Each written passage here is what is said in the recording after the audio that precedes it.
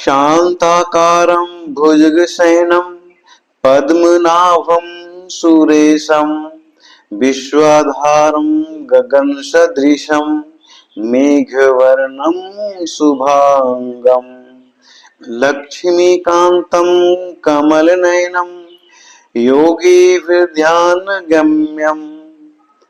वन्दे विष्णु भवभयहरं सर्वलोकैकनाथम।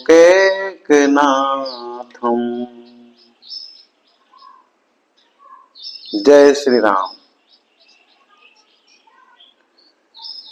केवट ने श्री राम के रहस्य को जान लिया था। तो जब केवट श्री राम भगवान को, लक्ष्मण को, माता सीता को नाव में बिठा लेता है और साथ में निषाद राज रहते हैं, नाव नदी में चलना शुरू हो जाता है और मां गंगा, उनकी खुशी का तो ठिकाना नहीं है, वर्णन करने का शब्द नहीं है।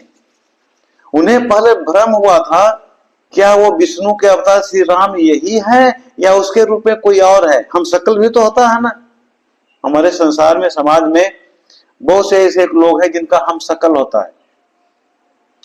मां गंगा भी भ्रमित हो गई, लेकिन जब श्री राम नाव पे चढ़ने लगे तब माता गंगा श्री राम भगवान के चरण को स्पर्श की और चरण को पहचान ली, चरण के नाखून को पहचान ली और उन्हें यकीन हो गया कि मेरा भ्रम था, ये कोई दूसरा नहीं, तीनों लोकों के पति श्री हरि विष्णु हैं।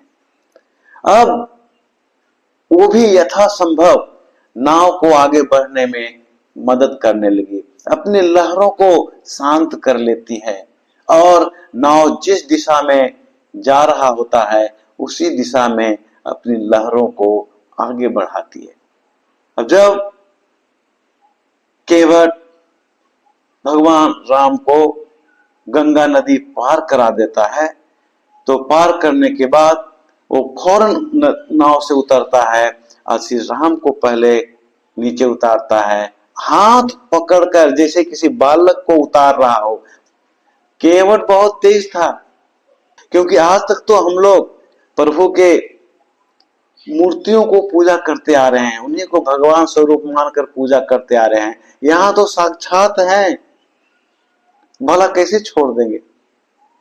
हाथों से पकड़कर केवट उसी तरह से श्री राम को नाव से नीचे उतारता है जैसे मानो किसी बच्चा को उतार रहा हो।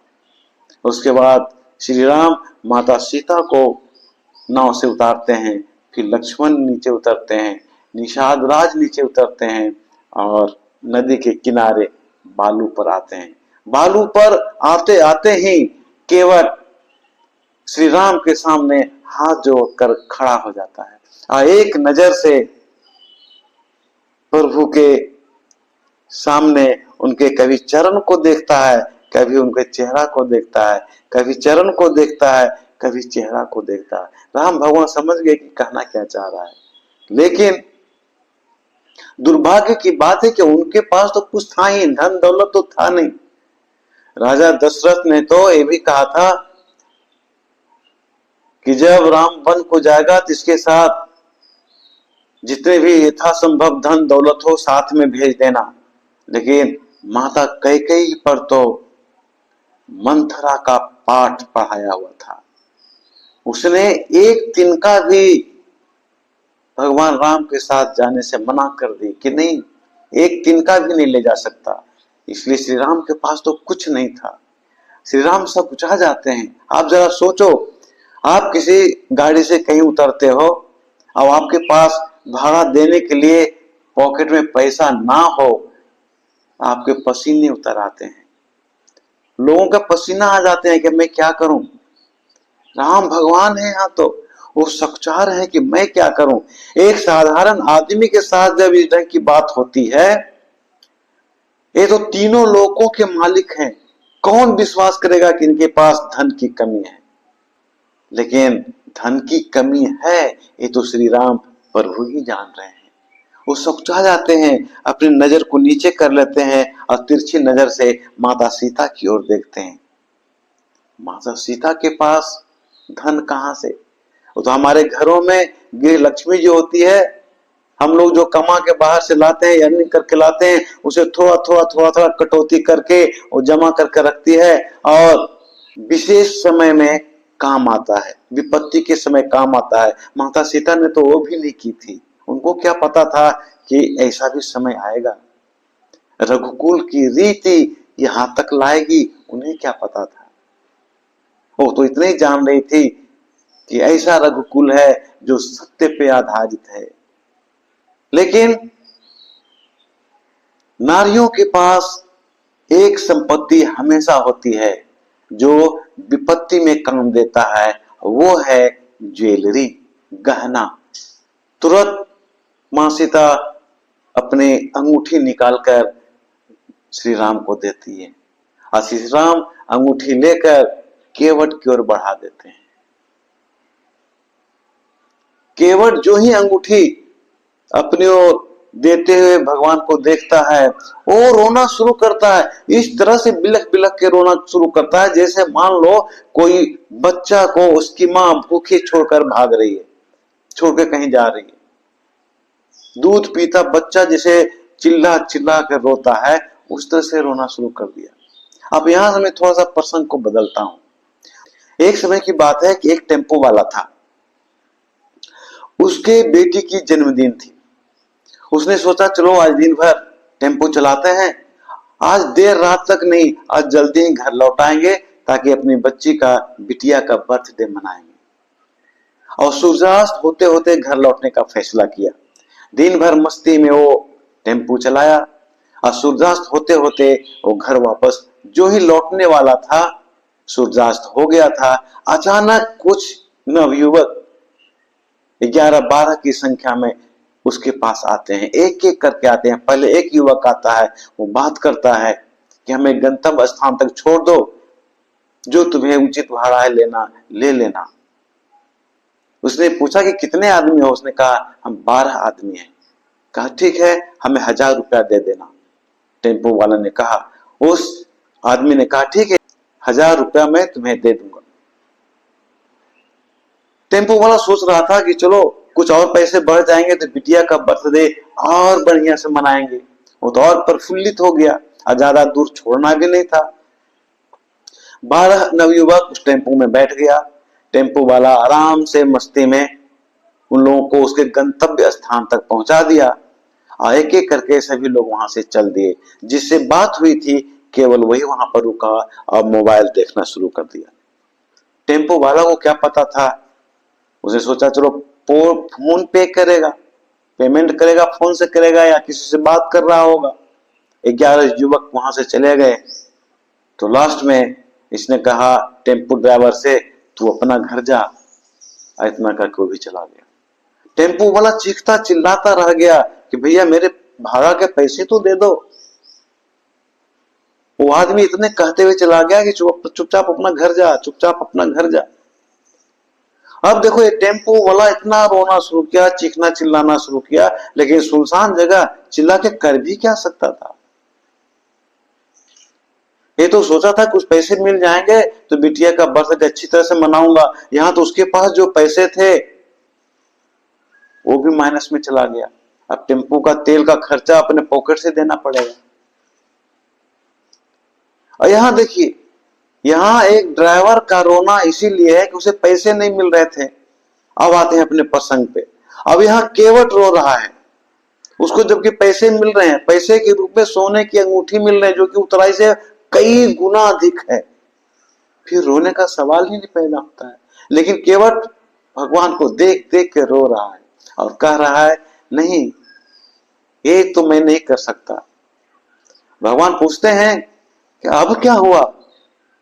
नाव पार करने से पहले भी तुमने कहा कि मैं तुम्हें नदी पार नहीं कराऊंगा, तो तुमने पैर को धोया, मैंने वो भी अलाउ कर दिया, ठीक है पैर धो के ही नाव पार करा दो, नदी पार करा दो। तो नाव से नदी तुमने पार करा दिया पैर धोने के बाद, अब क्या इरादा है तुम्हारा और तुम रो क्यों रहे हो? अपनी समस्या को तो बताओ। केवट बहुत ही सुंदर जवाब यहां पर दिया है। ऐसे हम लोगों को भी सीख मिलती है। जब आप किसी बड़े लोगों को हेल्प करते हो, मदद करते हो, तो उसे उस समय उसका कीमत मत लेना। उन्हें यही कह देना, बाबू आपसे पैसे मैं क्या लूंगा, कभी जरूरत पड़ेगा तो मैं आपसे मांग लूंगा, या तो फिर कभी मुझे मदद कर देना जरूरत पड़ेगा तो। एक तरीका हो। यहां भी केवट के मन में यही चल रहा है कि तीनों लोकों का स्वामी और उससे मैं पैसे लूं।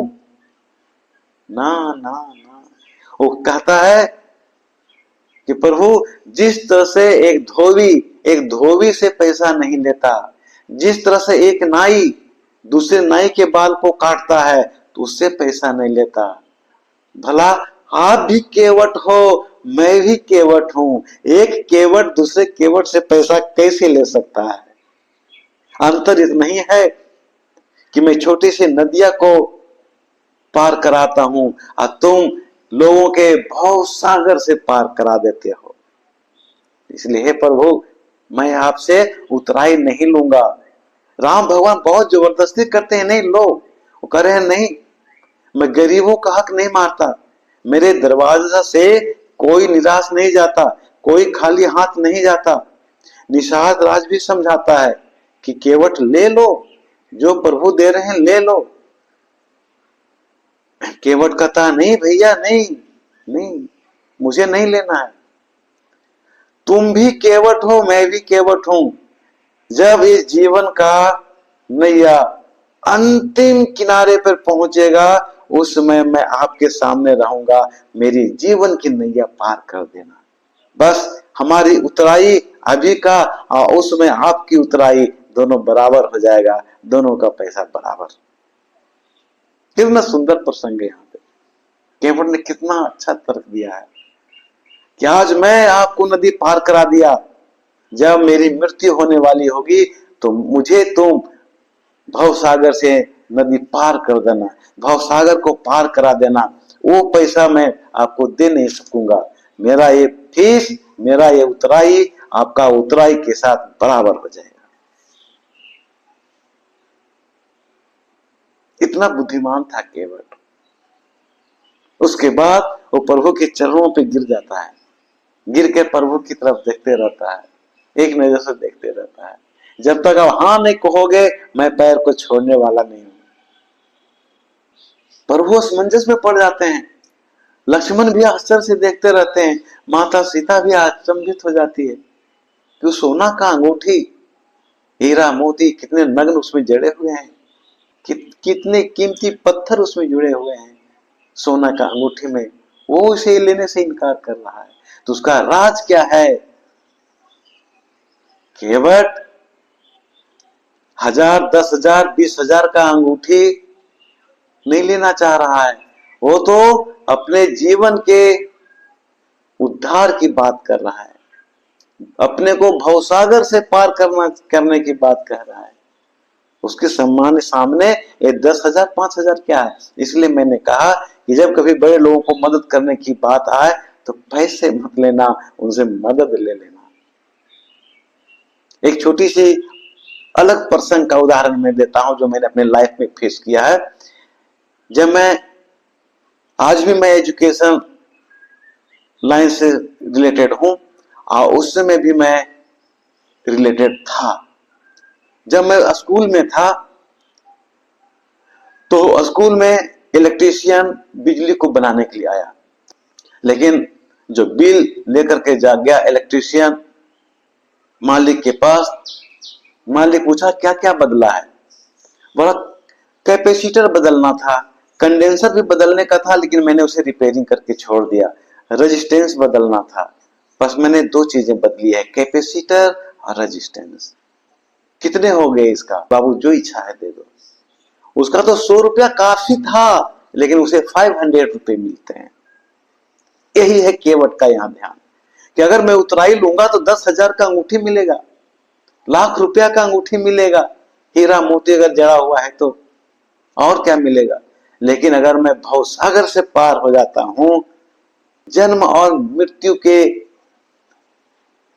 समस्या से मुक्ति पा जाऊंगा, जन्म और मृत्यु से मुक्ति पा जाऊंगा। उसे मुक्ति की आकांक्षा थी केवट को, और अपना ही नहीं, उन्होंने अपने परिवार को भी नहीं छोड़ा, परिवार के साथ, अपने पितरों के साथ सबका उद्धार करा दिया। लाचार में भगवान क्या करते, उनको तो जल्दी थी।